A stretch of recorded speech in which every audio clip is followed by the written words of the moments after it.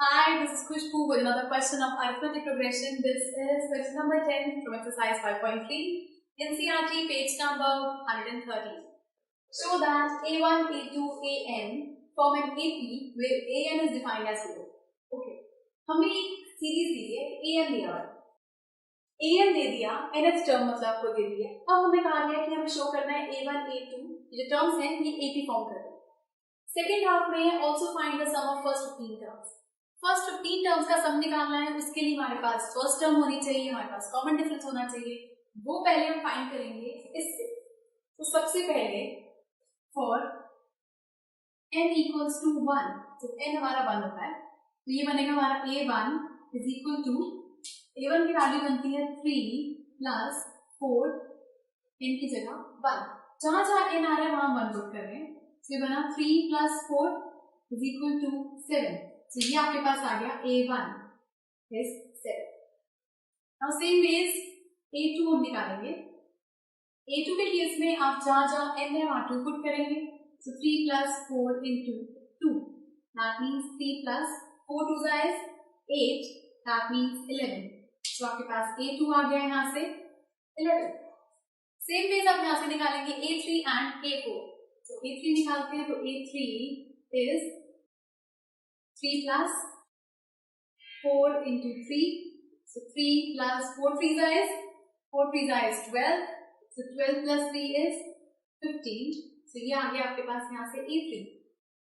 Same ways we'll find out A4 is equal to 3 plus 4 into 4, so 3 plus 4 4 is 16, 16 plus 3 is 19, so 19 आ गया आपके पास यहाँ से A4।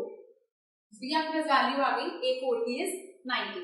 Now A1 है, A2 है, A3 है, A4 है, हमारे पास सीरीज आ गई है इससे। First term is 7, second term is 11, third term is 15 and fourth term is 19। सबसे पहले हमें क्या कहा गया, शो करो कि फॉर्म्स एन एपी। किसी भी क्वेश्चन में अगर आपको ये आता है कि आपको शो करना है कि दिस इज एन एपी, उसके लिए आपको पहले चेक करना है उसका कॉमन डिफरेंस। अगर कॉमन डिफरेंस सेम आता है तो yes it forms an AP. So common difference निकालेंगे तो d इज इक्वल टू बाद वाली टर्म में से हम पहले वाली टर्म को माइनस करते हैं, सो a2 माइनस a1। सो आपके पास a2 यहां से आ रहा है 11 माइनस a1 करेंगे तो 7, दिस इज 4। नेक्स्ट पे चेक करके देखते हैं, अगर हम करें a3 minus a2, a3 minus a2 पे third term is 15, second term is 11, so 15 minus 11 is 4।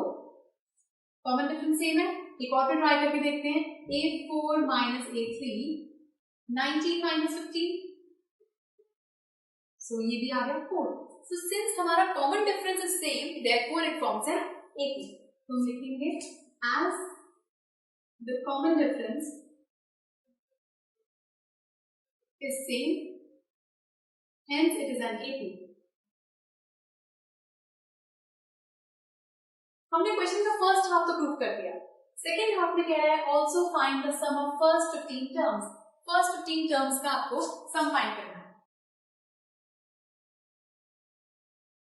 तो Sn सम फाइंड करने के लिए Sn का फॉर्मूला, तो this is n by 2 plus 2a plus n minus 1d।